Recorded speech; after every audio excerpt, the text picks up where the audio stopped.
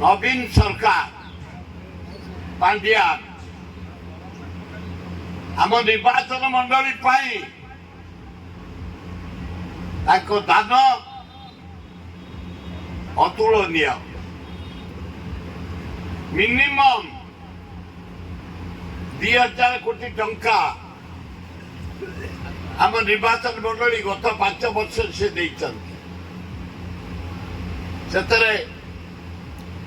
विभूतिर दान अच्छी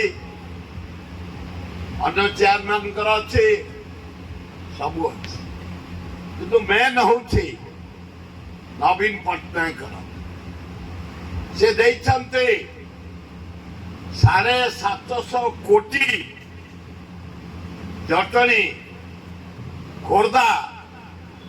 पीवा पानी डायरेक्ट नराज आई मेंढाशाल दे जटणी एवं खोर्धा जाई